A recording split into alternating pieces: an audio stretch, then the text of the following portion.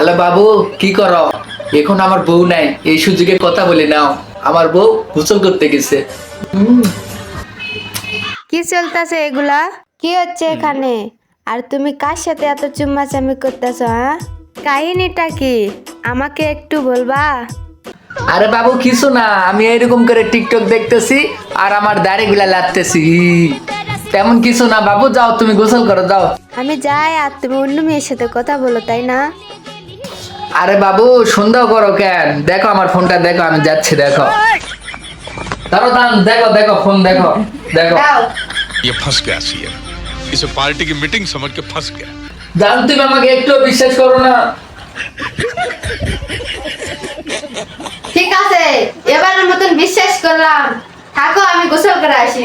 আচ্ছা জান ঠিক আছে, যাও যাও।